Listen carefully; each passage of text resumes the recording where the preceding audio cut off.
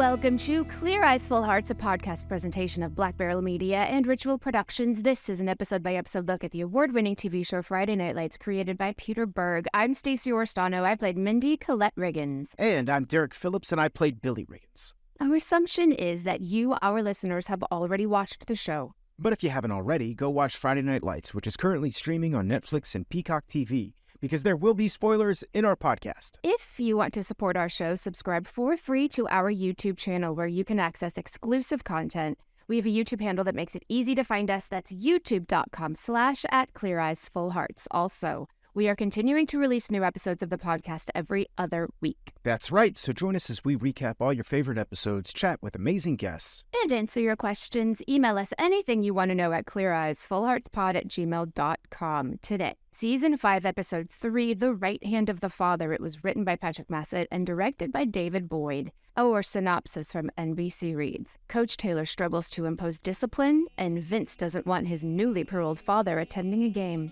There's a ton to unpack in this episode, but before we get into it all, we're going to answer a few of your fan questions.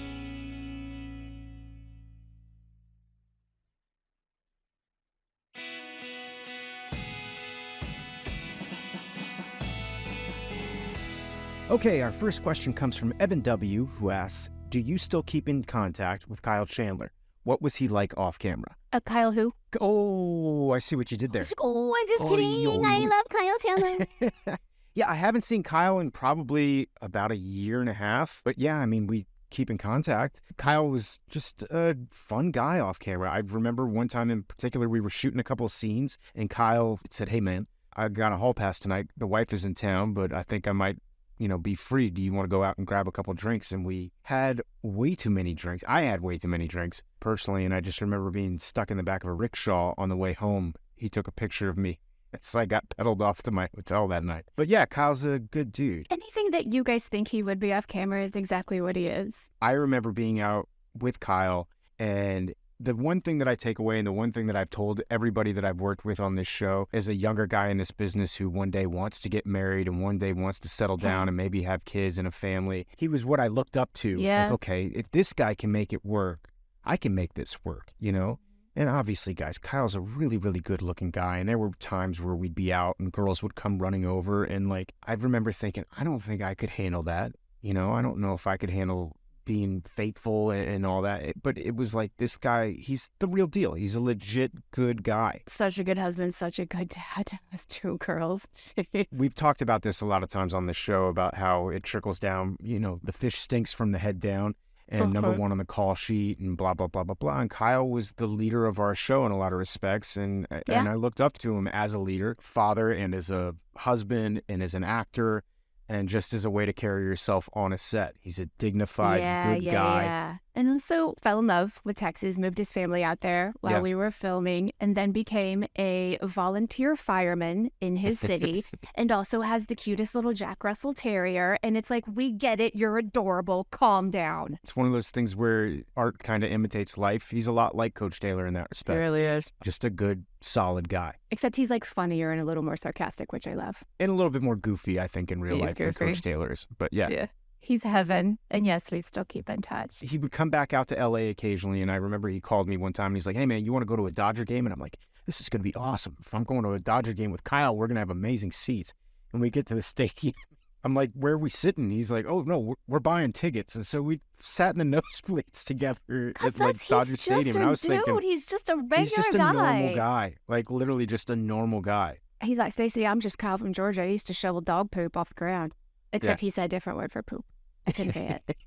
Okay. Next question from Jillian S., who asks, how long did it typically take each of you to go through hair and makeup, wear their touch-ups while you were shooting? Guys, whoa, you want to know about how long Derek Phillips sits in a hair and makeup trailer? Woo!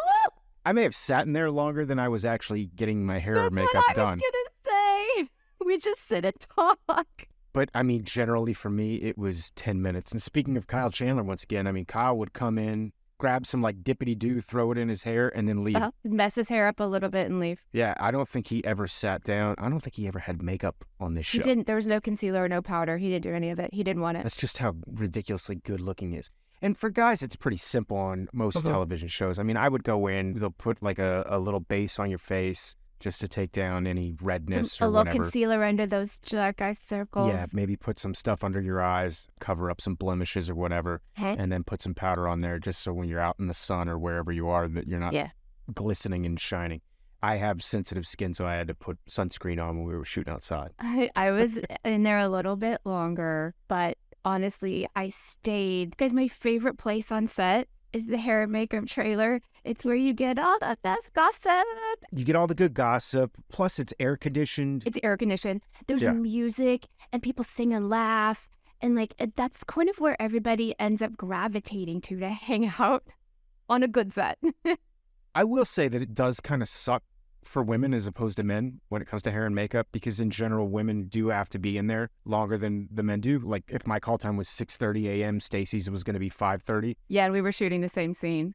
Yeah, and we'd be shooting the same scene, but it just takes longer. They've got to do the hair process alone. We have hair. Hair is forever. Like I remember walking in there one day and Connie they had like teased up half of her hair, so one side of it, and I walked in, I was like, that looks really good. And she was just not thrilled that I was giving her crap that early in the morning. But it takes a lot longer for the women. One thing about our show in general is that all the women would come in and they still look gorgeous every single day before they even got hair and makeup. There's a lot of shows I've worked on where there are women, you come walking in and you're like, whoa, who's that? Then in 2 hours later, after some deep sanding, they're like, wow. Yeah, we didn't get, there was no glam on this show. But I'm not even saying glam as much as it is that like you guys were all very attractive, very beautiful women to begin with. Jeez, Derek, calm down. I'm just calling it like I see it, Stace. Oh, yes, we did have touch-ups throughout the day. Yeah, they were good about that. Especially in this last season where, as I said, we were shooting summer for winter, basically. So it was hot out there and, a lot of sweat. So a lot of powder and a lot of, covering up blemishes. Those little matte stuff sheets. like that. Yes, I remember those specifically. They have these little matte sheets. Oil blotters. They're amazing. They're so gross. I also remember hair and makeup coming around with those little fans, and we'd sit there with little fans on our face just to keep us from sweating, umbrellas in the heat. Our final question comes from Curtis in Tennessee, who asks, did you ever have to go into ADR for FNL? Or do you have any funny ADR stories that you could share? For those of you at home that don't know, ADR stands for Automated Dialogue Replacement, and this is the process of recording dialogue in a studio after filming to replace the original recorded lines. This is usually due to bad sound quality that was recorded during the original take. We always wore lavalier mics. How do you pronounce it, Stace? Lavalier? It's lavalier, but we didn't always, because sometimes we were in a strip club and there was no place that we could put it on my costume, but mostly we had lavs. Yeah, I mean, I think barring maybe one or two scenes where I was in my underwear, I always had a lavalier mic on my body. It's hard because there's a mic pack and you have to hide the mic pack and then find a place to put the lav on the body, which is like a little black sticky on one. It's a lot. Yeah. Do you know what I just learned? What? Boom mic is first. Boom mic is always the go-to first. The lav is the second, like as far as sound goes. Like that's your security. Wow, it's like the safety. I would have thought it was backwards, but it's not. I would have thought that too. Like rely on the boom first. Huh. But yeah, there's always a boom mic on set too. So there's a boom operator. There's literally a person holding a big, huge, basically what looks like a gigantic broomstick with a... I can't fathom doing that job. It makes my arm hurt watching them work. It's all just up here. Oh my God. Yeah, they're holding it over their heads 9 times out of 10 in the shot and then moving it back and forth from whichever actor is speaking. But yeah, I don't know that I have any funny ADR stories, but basically, usually what would happen is, I'd smack my mic or there'd be something running over, an airplane overhead or something like that. So you'd have to go in and do ADR, which is basically just trying to cover up that sound or get a clean take of it. Is it weird that I love ADR? I freaking love it. I don't. And I'm really good at it.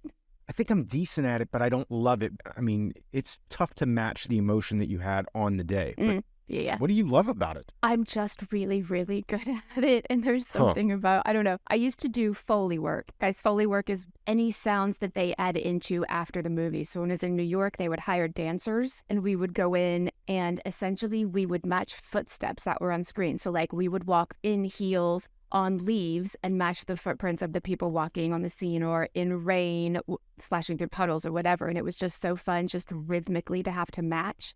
And I think I still enjoy matching rhythmically with my own mouth and my own voice. They do like dub over anime too. It's all the same thing. I find the challenge really rewarding. Yeah, because with anime, I mean, they basically already have the flaps from the Japanese version, right? Mm-hmm. Yeah, and we have to count and make sure our words, match the flap. And It's match just the those mouth opening. flaps. Yeah. And the flaps are when the mouth opens and closes. Yeah. So you're kind of doing the same thing. Yeah, except your own flapping mouth. Huh. I love it. There have been one or two projects that I've worked on where they had no clean audio. It's not usually because there's a bad sound person, but on these particular instances, it was like we had a sound person that didn't know what they were doing. Yeah. And now you're having to go in and basically ADR every single line in the film, and that takes away from your performance as an actor. So that can be really, really tough. You know, on FNL, it was like one or two lines here or there, and 9 times out of 10, it was my fault. It was me not realizing that my mic was on my chest and I'd smack my chest, or me putting on a jacket and it's going on the mic. Also, you get paid again. I mean, not like That's a true. day's work, but you get paid to do ADR. I don't hate that part. I don't hate that part at all. Yeah. I mean, basically, like, if I remember correctly, it's like $500 a session. And there are times where I've gone in and, like, say one line, and then they're like, yep, you're done. And it's $500. It's the easiest $500 you'll ever make in your life. Thank you guys. Keep the questions coming. These really help us. We love to hear from you, so please keep them coming. Stacey, ready to jump into this episode? Yes. Let's do it.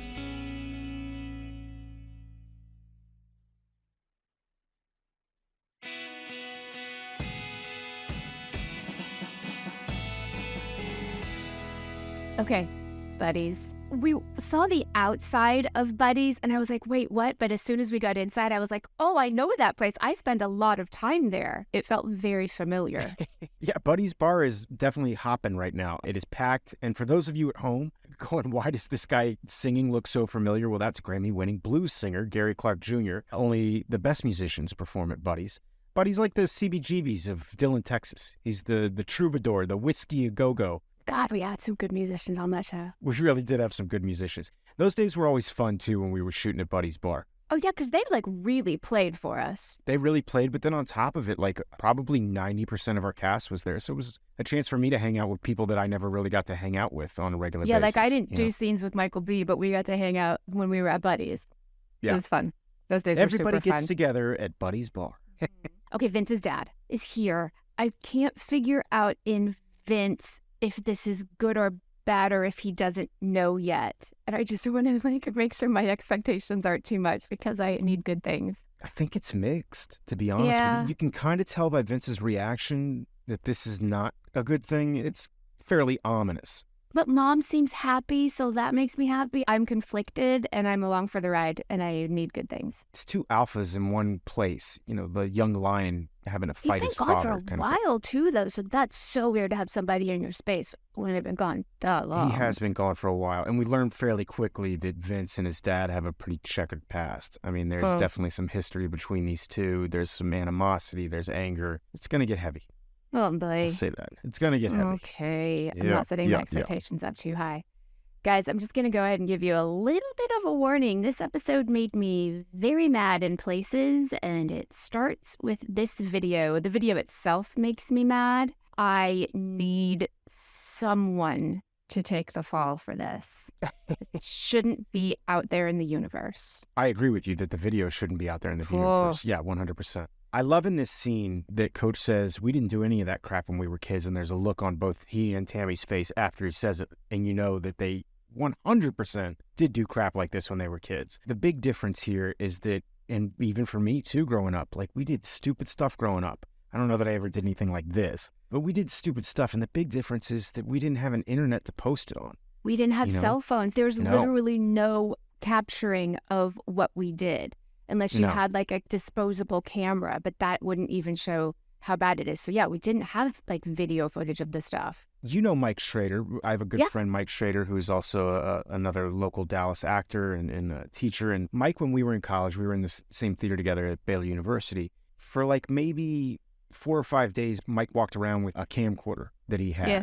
And he shot some video of all of us just interacting in college. And he called me about 4 years ago and he's like, dude, do you remember like me walking around with that camcorder in college? And I was like, yeah. And he's like, I found those tapes. And I was like, get out. And he's like, next time you're in town, you're going to have to watch these videos with me. And I sat and he literally warned me. He was like, "You're going to want to kick your own ass." Oh, no, why? Just because I was just a schmuck.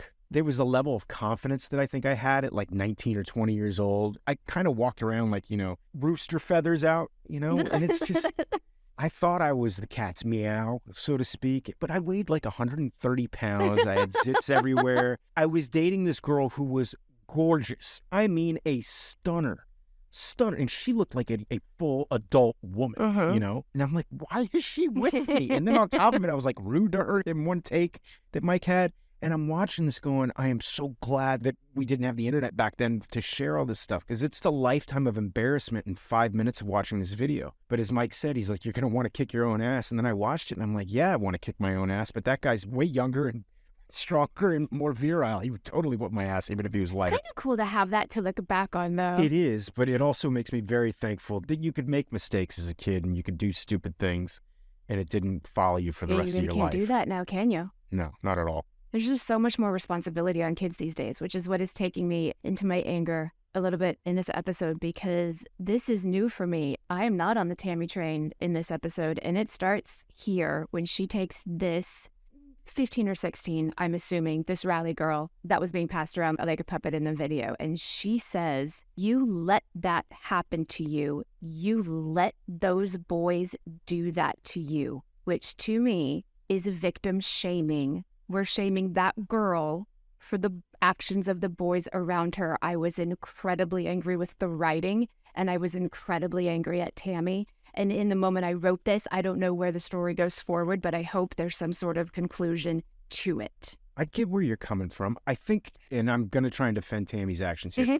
I think Tammy is just trying to tell Mara, this is the girl that we're talking about, who's played wonderfully by Denise Williamson. I didn't personally feel like it was like victim blaming as much as it was her basically saying, you need to be aware of your surroundings and you need to keep your composure.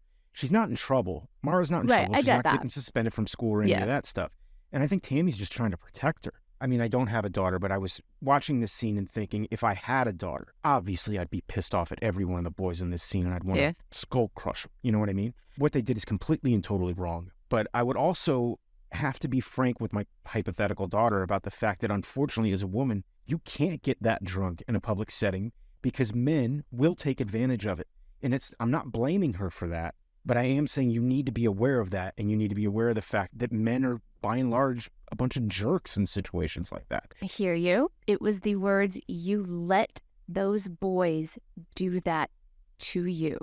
And in us teaching our girls that, you really do need to protect yourself and watch how much you drink and you're around there, the conversation is never, we need to teach our boys not to treat women terribly when they drink. Boys get to be boys and have fun and drink, and girls don't. I'm not saying that's what you are saying. That's what society says. It's never, let's teach our boys not to do that. No, but I think it would have been nice if we would have seen the writers let Tammy go after the boys on this one as well. I mean, Coach goes after the boys who are involved in this. I do like what Coach does later. Kicks 2 kids off the team who joke about it. Yeah, I did like that. It was literally just the wording of, you let those boys do that to you, because what it should have been was, I'm so sorry that happened to you. I'm so sorry that this is the world where you're not allowed to have fun like that. How did that make you feel? Not, you let those boys do that to you. That was my major concern with this. We can move on because there's more coming later. No, I get you. And I get where you're coming from with that. I do. I got to say, just in general, shame on everyone that was there. Shame on everyone who participated in it and didn't stop it from happening. It's so yucky. It's so gross. But it happens. I totally get it. It super happens. No, it happens all the time. There was a guy when I was in high school. I'm not going to name names, but there was a guy when I was in high school, and word got around through the grapevine that he had sexually assaulted this girl when she was passed out at a party. None of us knew about it. We all found out about it. And of course, the guys kind of took it upon themselves at this point to make this guy's life a living hell. Like, we paintballed his house. We egged it. It's like, I'm not saying that that's the mature response to it. When you're that age, maybe it is. Maybe it is, to use a really bad analogy, but it's like watching a dog correct another dog. If you allow that kind of behavior to happen, it's going to continue to happen. It was our version of canceling back in 1993, essentially. You know what I mean? Yeah. We weren't going to allow that to happen. We were going to put this guy on notice and kind of make his life a living hell for the next couple of months. I just do wish on a global scale there was more of a conversation of, let's teach our boys how to act instead of let's 100%. Teach our girls to protect themselves. We can move on with the story. Guys, it's Cress Williams. I love Cress Williams. I love him so much. but he maybe seems like not a good guy. It's so weird when you see somebody that you love and that you have loved as an actor. He plays a lot of like good guys. Yeah. Or just like regular guys. And now he's a bad guy, and I am conflicted because he's also very good at it. It just makes me, once again, love all the fathers of Dylan. Love the dad club. Yeah, what is in the water in this town? I mean, all the dads in this town are awful, barring Coach, basically, and maybe Landry's dad. Coach and little Buddy and Landry. That's what we got. Buddy's a schmuck, too. I mean, I love Buddy, but, like, Buddy's done some pretty terrible things. Basically broke up his family with an affair, You're right. He has his moments, though. See, he's flawed. By and large, there's a lot of schmucks in Dylan, parent-wise. They're at least three-dimensional. They're flawed characters. They're not just waxing the mustachio bad guys. They're just flawed, except for maybe Joe McCoy. He's just bad. He's very full. Okay, guys, I'm sorry. There's more. Tammy does this, which I like. She has all the girls come together and she's going to talk about what the effects of alcohol and what it does. I had this in high school and they showed us, like, it was sort of a VR video of what you see through your body and how many drinks and how much slower your reaction time is and blah. It was more for like drunk driving was the big thing when I was younger. But I get this and I think it's important. It sucks that that lady was really, really boring. A girl gets disruptive and Tammy says, "You don't deserve to have this conversation." She pulls the girl out of the meeting. To me, what she's doing there is saying, you don't deserve this information. So when you go out to a party next time, you're not armed with the information these girls are going to get. Instead of, hey, you know what? Not only do you have to sit through this, you have to write me a 5-page essay about the effects on alcohol so I know you heard it. She said, you don't deserve to have this conversation and kicked her out. I don't understand what Tammy's head is doing this episode. I get where you're coming from on that. I mean, the true punishment would be making that girl sit through that boring seminar or whatever. Sit through 3 times.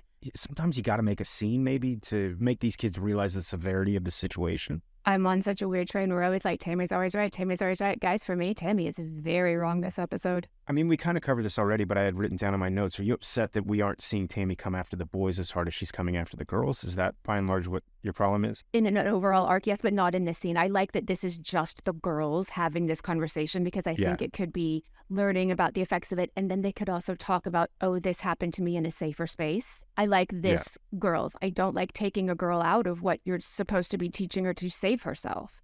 I don't understand it. I get it. We don't need to harp on it. No, I get where you're coming from. That's fair. Moving on. At least I see Coach taking the video seriously-ish. Yeah. Seriouser? Well, I think he's taking it very serious. Yeah. You don't think he's taking it serious? I think he's taking it very seriously. I don't think anyone has taken it as seriously as they need to, but I'm glad Coach is like, he's not having it. We start that scene with those guys all running suicides as a direct result of that video, basically saying you have to be better. Luke says at one point, Coach, why are you going after us? We didn't do anything wrong. There were a ton of people at that party. And Coach's point is, I don't care that there were a ton of people at that party. You guys have to be better. It wasn't a football player that was doing this, taking advantage of Mara when she was drunk. But they were there and they didn't do anything about it. And I think that's what Coach's response is. Yeah, you guys have to be a little bit better than everybody else. I'm holding you to a higher standard because you represent this school. I like it. So I think they're taking it seriously. I think they're taking it seriously. I don't think they're taking it the way I want them to take it.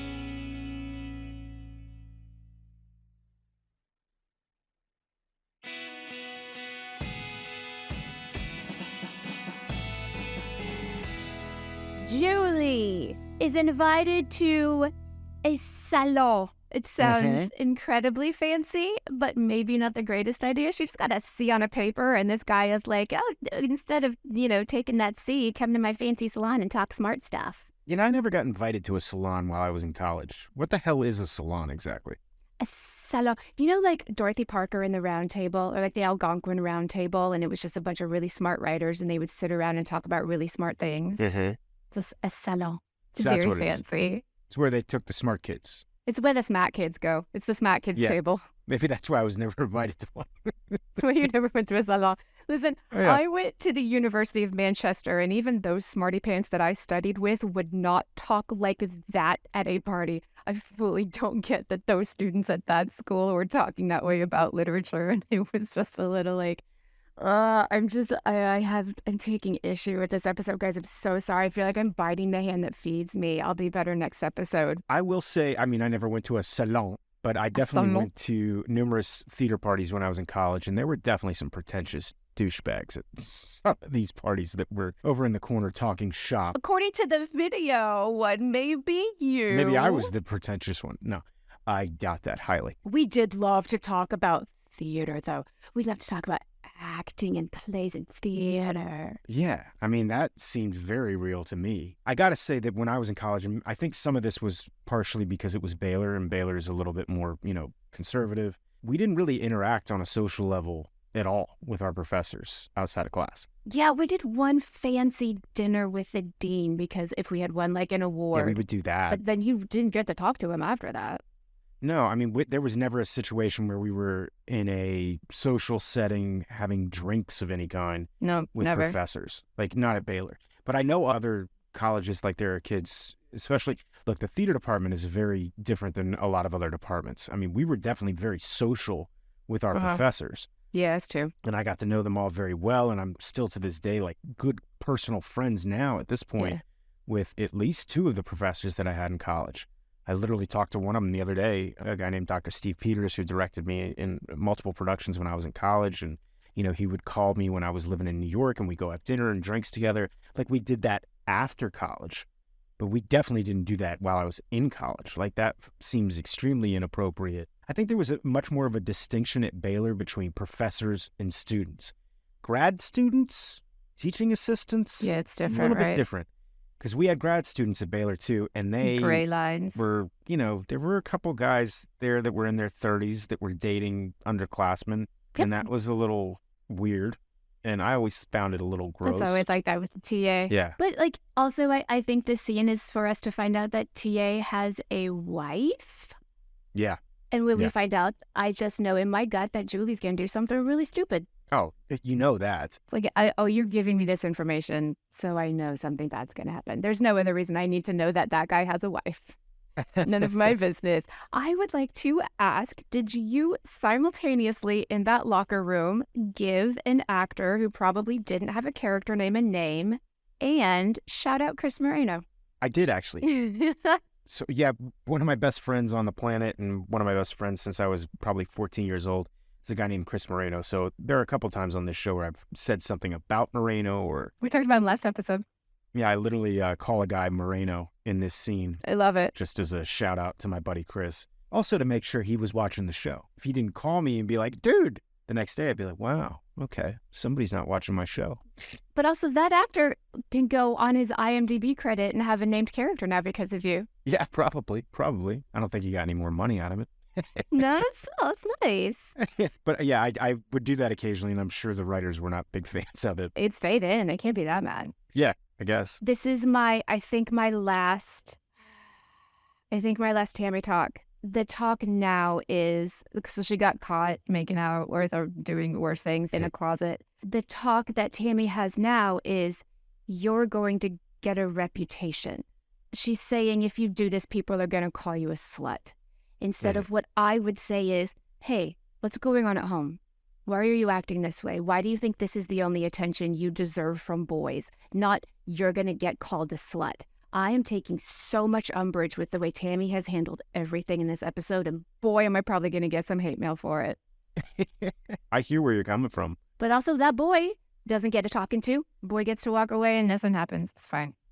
But it goes back to the idea that there is a double standard. You don't have to like the fact that there's a double standard, but there is a double standard. Like I was saying earlier with that hypothetical situation with my daughter. I don't have a daughter, but if I had a daughter, I would have to have this kind of conversation with her. And yes, I mean, there's probably a better way of handling it than just saying you're going to get a reputation and people are essentially going to call you a slut. But that's exactly what is going to happen. If you're okay with that, then so be it. You know what I mean? But there will be a double standard for the boy. It's unfortunate. It's messed up that that's the case, but that's exactly how it's going to be. That guy's going to get to go high five his friends, and every girl in school and every guy in school is going to call you a slut and a whore. Yeah. And it's not fair, but that unfortunately is the way that the world is. I feel like that's not the story that the writers were trying to tell in this episode. It's the story we're placing on it so that it has more meaning. I have a lot of issues with this one. On a strictly narrative level, the story that I feel is being told is that this situation happened with the video. Coach goes and talks to the boys. Tammy goes and talks to the girls. Yeah. That's the narrative situation. The vibe I'm getting is that you're upset because the boys aren't getting their fair share, but I think they're getting it from Coach, We're not getting every boy in the high school. We don't know who that kid is. We've never seen that boy before.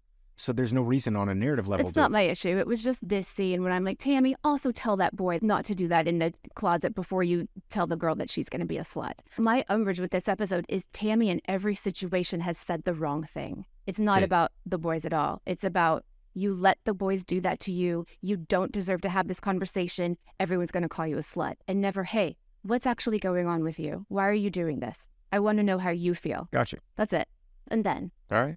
To keep sticking it to the children that we love here, this TA, yes, absolutely, TA, what you should do is you should talk about your marriage troubles to this, 17-year-old girl in your class? I mean, I'm guessing she's 18. Not that makes it okay. It's still disgusting. She might be 18. Yeah, it's gross. I mean, it makes like maybe a bit of a legal difference, but it's still gross. Yeah, but this guy's he's a well-dressed, well-spoken slimeball. Yeah, he knows.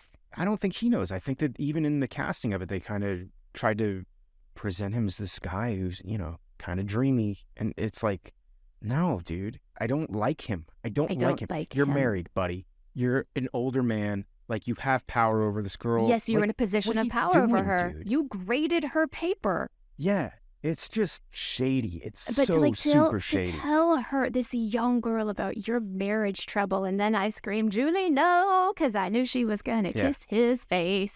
I also got pissed off in this scene, too, because Julie is the one who made the first move. And I'm like, what are you doing, Julie? I don't like this whole storyline. I don't like any of it. I feel like it's going to get worse, too. I'm so scared. Because I was like, oh, they're kissing. And then I was like, oh, they did more than kiss. Oh, God. Oh, it's going to get worse. Oh, God. Yeah. Bad things are happening. None of it's cool. It's all a mess. It's cool. God. Okay, Vince is not playing around with Dad.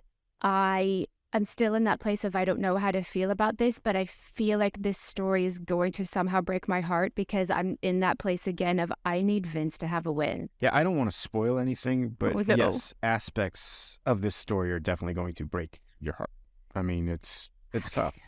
This whole relationship is very convoluted. There's a lot, as I said, a lot of history between these two. Oh, man. Okay, but in the land of bad fathers and adults not maybe doing perfectly with the children in a lot of aspects, there's Coach. And he's doing right with his kids. And the relationship that I see Coach and Vince forming, which like this one took a while, but I really like it. I also thought this was just a great scene between the two of them. Vince is a good kid, but there's an inferno of emotion raging underneath the surface. And I just love how Michael B. channels that energy in this scene. I'm 47 years old, but I forget sometimes, now that I'm older, just how emotional it was being a teenager. And that's what I love about this show. There are these moments where you're like, God, I haven't felt that way in forever, but I remember having that anger. The hormones, that frontal lobe is not fully formed yet, but it felt so incredibly important at the time. And looking back, you're like, oh, yeah, it was really important. It's not now. You don't know how to cope with things at that age. As you said, you've got hormones just raging through your body. You're still very much a child, but you're dealing with very adult situations. Yeah. You haven't had the experience or the opportunity at this stage of your life to deal with these things. And so it's a wonderful thing that we talk about as an actor is, what's the first emotion you feel?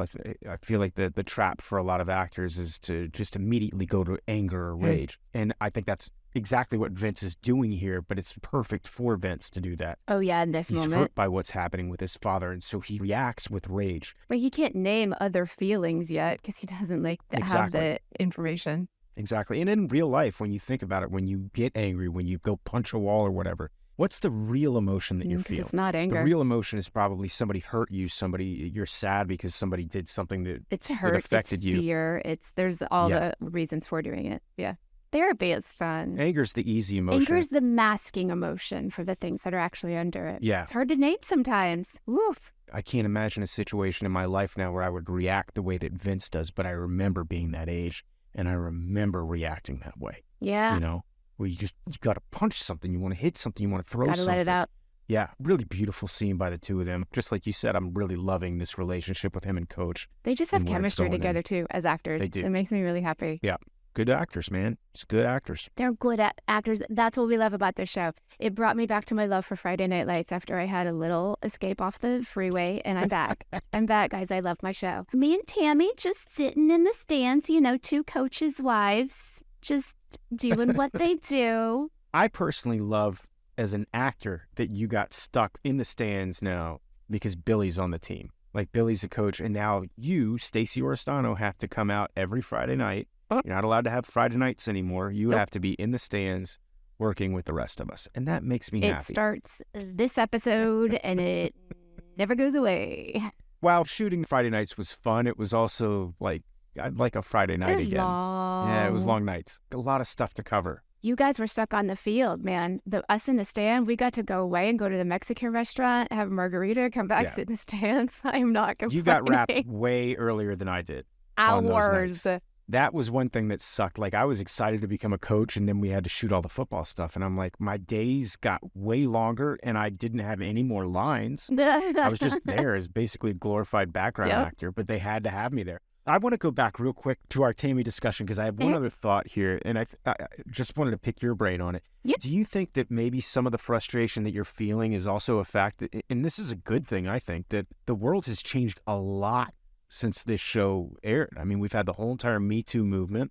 Do you think that maybe some of your anger at this episode is coming from the fact that, like, we're trying to solve this in a 2008 way, and the world has changed since, or I guess 2009 way? I am giving a bit of grace for that. Yeah, we weren't talking in the same way to girls especially, or to victims. And she is a victim, but maybe in 2008 we wouldn't look at her as a victim, which breaks my heart, but maybe that's the world that we were living in. That's what my grace is given in this episode and in the writing. Yeah. You're right. Yeah. Stacey, I just rewatched Entourage the other day.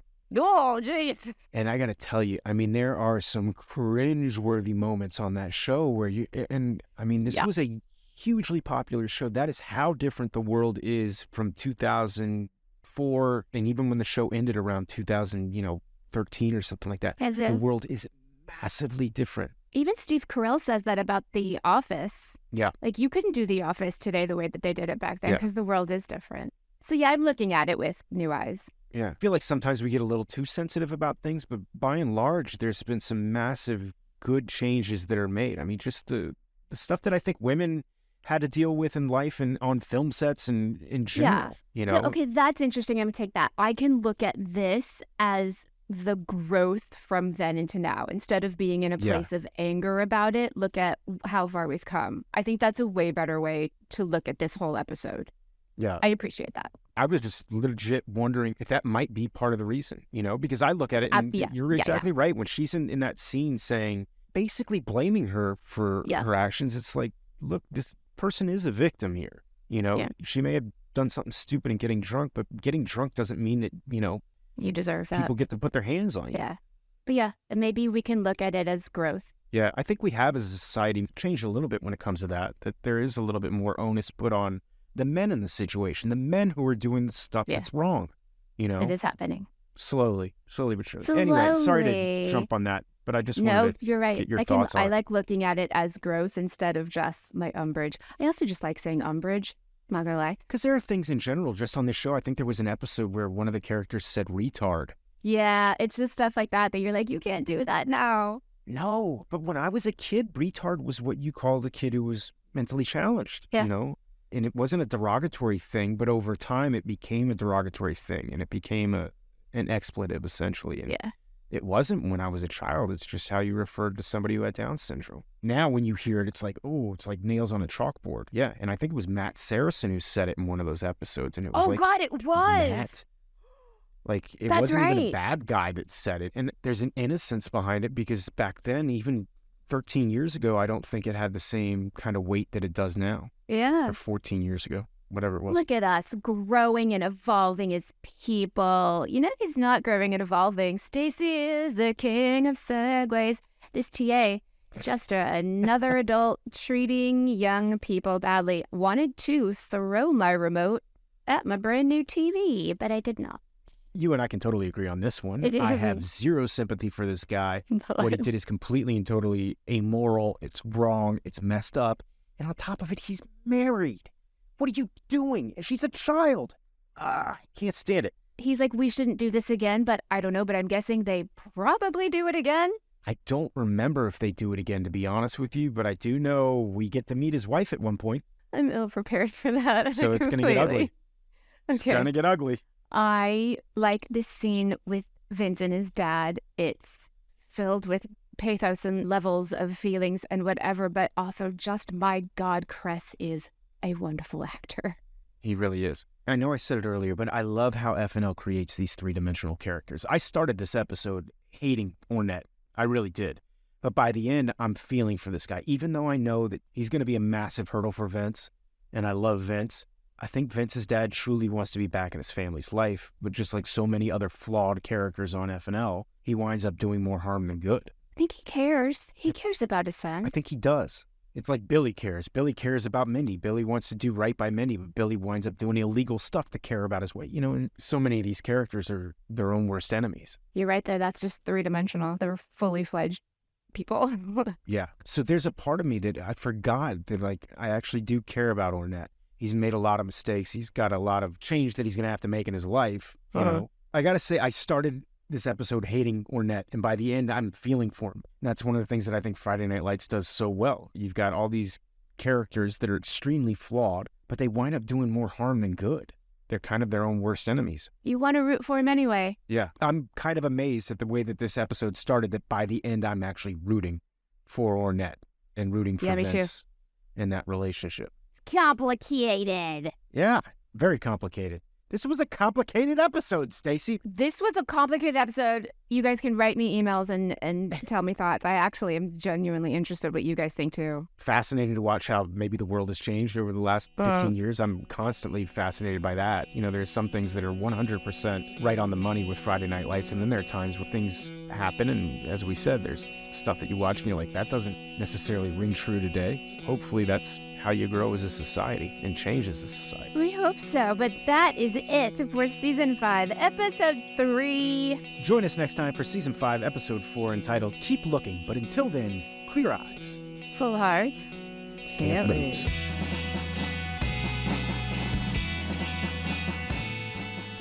Clear Eyes Full Hearts is a podcast presentation of Black Barrel Media and Ritual Productions. Executive producers are Stacey Restano and Derek Phillips, Chris and Mindy Wimber for Black Barrel Media, and Steve Walters for Ritual Productions. Our producer is Miranda Parham. Send your questions to cleareyesfullheartspod@gmail.com. And follow us on social media. I'm on Instagram at Stacey Restano.